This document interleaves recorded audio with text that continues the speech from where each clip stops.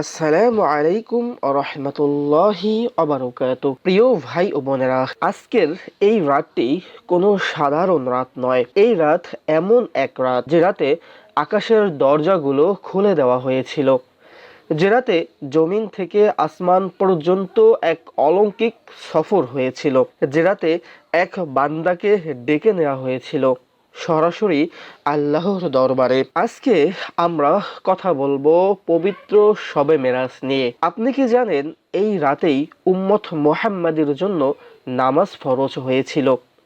এই রাতেই রাসূল সাল্লাল্লাহু আলাইহি ওয়াসাল্লাম এমন কিছু দেখেছেন যা কোনো মানুষ কখনো কল্পনাও করতে পারেননি। আজ যদি আপনার হৃদয় ভেঙে থাকে, আজ যদি আপনার চোখে অশ্রু থাকে, এই ভিডিওটি মন দিয়ে শুনুন।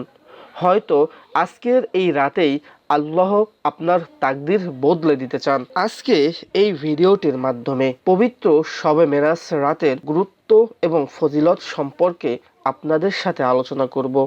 এরই পাশাপাশি আলোচনা করব পবিত্র শবে মেরাজ এই রাতের সংক্ষিপ্ত ইতিহাস নিয়ে। এই রাতে কত রাকাত নামাজ পড়তে হয় এবং শবে মেরাজের কতটি রোজা রয়েছে, আপনি কিভাবে নামাজ পড়বেন, কিভাবে রোজাগুলো রাখবেন, পবিত্র এই শবে মেরাজের রাতে কিভাবে দোয়া করলে আল্লাহ পাক রব্বুল আলামিন আপনার দোয়াগুলোকে কবুল করবেন, আপনার মনের সকল ইচ্ছাগুলোকে কবুল করবেন, আপনার সকল আশাকে পরিপূর্ণ করবেন। এই ভিডিওতেই আজকের এই রাতের সকল বিষয় নিয়েই আলোচনা করব ইনশাআল্লাহ। আশা করি সবাই মনোযোগ সহকারে ধৈর্য নিয়ে ভিডিওটি শেষ পর্যন্ত দেখবেন। আলোচনার মূল কথাগুলো শুরু করার পূর্বে অবশ্যই আপনাদেরকে অনুরোধ করে বলবো, ভিডিওতে একটি লাইক করবেন, আপনার মূল্যবান মতামত কমেন্ট করবেন। যদি আপনি কিছু জানতে চান তাহলে অবশ্যই আমাদের সাথে কমেন্টের মাধ্যমে শেয়ার করবেন। এই ভিডিওটি বেশি বেশি শেয়ার করবেন যাতে তারাও আজকের রাতের গুরুত্ব এবং ফজিলত সম্পর্কে জানতে পারেন এবং আপনি একটি সওয়াবের অধিকারী হতে পারেন। সুপ্রিয় সম্মানিত ভাই ও বোনেরা, শবে মেরাজ কি? মেরাজ শব্দের অর্থ ঊর্ধ্বগমন, উপরে ওঠা। শবে মেরাজ হলো সেই পবিত্র রাত যে রাতে প্রিয় নবী হযরত মুহাম্মদ সাল্লাল্লাহু আলাইহি ওয়াসাল্লাম মক্কা থেকে বাইতুল মুকাদ্দাস পর্যন্ত সফর করেন, যাকে বলা হয় ইসরা, এবং সেখান থেকে 7 আসমান পেরিয়ে সিদরাতুল মুনতাহা পর্যন্ত পৌঁছেছিলেন, যাকে বলা হয় মেরাজ। আল্লাহ বলেন, পবিত্র ও মহান তিনি, যিনি তার বান্দাকে রাত্রিতে সফর করিয়েছেন। সূরা বনী ইসরাইল আয়াত 1। এই ঘটনা ঘটে নবুয়তের প্রায় 10ম বছরে, যখন রাসূল সাল্লাল্লাহু আলাইহি সাল্লামের জীবনের সবচেয়ে কষ্টকর সময় পার করেছিলেন। কেন মেরাজ হলো? এই সফরের আগে কি হয়েছিল জানেন? প্রিয় স্ত্রী হযরত খাদিজা রাদিয়াল্লাহু তাআলা আনহু ইন্তেকাল করেছেন, প্রিয় চাচা আবু তালিব ইন্তেকাল করেছেন, তায়েফে গিয়ে অপমানিত হয়েছেন আমাদের প্রিয় নবী সাল্লাল্লাহু আলাইহি ওয়াসাল্লাম, পাথর ছুঁড়ে রক্তাক্ত করা হয়েছিল আমাদের নবীকে। রাসূল সাল্লাল্লাহু আলাইহি ওয়াসাল্লাম তখন একা, ভীষণ কষ্টে, হৃদয় ভাঙা অবস্থায়।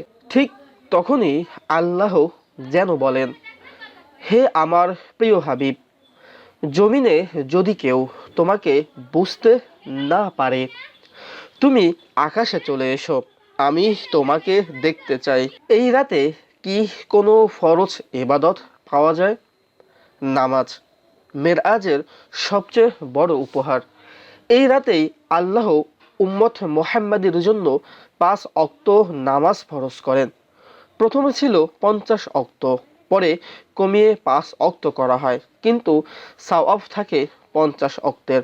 ভাবুন একবার, আপনি দিনে 5 ওয়াক্ত নামাজ পড়ছেন আর আল্লাহ আপনাকে দিচ্ছেন 50 ওয়াক্ত নামাজের সওয়াব। এর চেয়ে বড় রহমত আর কি হতে পারে? শবে মেরাজে কত রাকাত নামাজ পড়তে হয়? শবে মেরাজের রাতে কোনো নির্দিষ্ট রাকাত নামাজ ফরজ বা ওয়াজিব নেই, কিন্তু নফল নামাজ, তাহাজ্জুদ নামাজ, তাওবার নামাজ 2 রাকাত করে যত পারেন এই রাতে নামাজ পড়তে পারেন। এই সকল নামাজগুলো খুবই গুরুত্বপূর্ণ এবং ফজিলতপূর্ণ। অনেক আলেম বলেন 12 রাকাত নফল নামাজ পড়ে আল্লাহর কাছে দোয়া করলে 8 রকম দোয়া কবুল হয়। কিন্তু আপনি চাইলে 2 রাকাত, 4 রাকাত যত ইচ্ছে তত নফল নামাজ পড়তে পারেন, তত তাহাজ্জুদ নামাজ পড়তে পারেন। আপনি যত ইচ্ছে তত তওবার নামাজ পড়তে পারেন।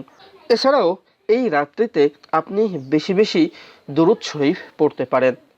আপনি এই রাতে বেশি বেশি তাসবিহ পড়তে পারেন। অর্থাৎ আপনি যত ইচ্ছে তত নফল ইবাদত করতে পারেন। এই রাতের নফল ইবাদতের কোনো নির্দিষ্ট সীমারেখা নেই। আপনাকে এত রাকাত নামাজ পড়তে হবে, এতগুলো তাসবিহ পাঠ করতে হবে, এতবার দুরূদ শরীফ বা ইস্তিগফার পাঠ করতে হবে, এমন কোনো নিয়ম নেই। শবে মেরাজে কয়টি রোজা রাখতে হয়? শবে মেরাজের পরের দিন অর্থাৎ 27শে রজব তারিখে একটি নফল রোজা রাখা মুস্তাহাব। হাদিসে এসেছে এই দিনে রোজা রাখলে 60 বছরের নফল রোজার সওয়াব পাওয়া যায়। আমাদের অনেক আলেম ওলামা বলেন পবিত্র শবে মেরাজের 4টে রোজা রয়েছে। অনেকে 3টে রোজার কথাও বলেন, অনেকে 2টি রোজার কথাও বলেন। কিন্তু আজকের এই ভিডিওর মাধ্যমে আপনারা অবশ্যই জানতে পেরেছেন পবিত্র একটি হাদিস দ্বারা পবিত্র শবে মেরাজে মাত্র একটি রোজাই রয়েছে, অবশ্যই তা 27শে রজব তারিখে। শবে মেরাজে কি কি আমল করবেন, এই রাতটি যেন হারিয়ে না যায়, সেজন্য চেষ্টা করুন বেশি বেশি নামাজ পড়া, অর্থাৎ তাহাজ্জুদ নামাজ পড়া, নফল নামাজ পড়া, কোরআন তেলাওয়াত করা। অন্তত কিছু আয়াত হলেও মন দিয়ে আপনি কোরআন তেলাওয়াত করেন।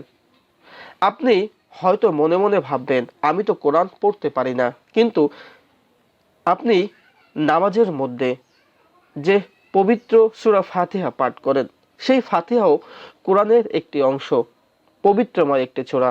আপনি এছাড়াও অন্যান্য যে সূরাগুলো পাঠ করেন, এটাও সেই সূরাগুলো পবিত্র কোরআনেরই একটি অংশ। আপনি চাইলে পবিত্র কোরআন খুলে সেই পবিত্র সূরাগুলো, অর্থাৎ আপনি যে সূরাগুলো পারেন সেই সূরাগুলো দেখে দেখে তেলাওয়াত করুন, এতেই আপনার কোরআন তেলাওয়াত হয়ে যাবে। আপনি বেশি বেশি দুরূদ শরীফ পাঠ করবেন। রাসূলকে ভালোবাসার একটি বড় প্রমাণ দুরূদ শরীফ পাঠ করা।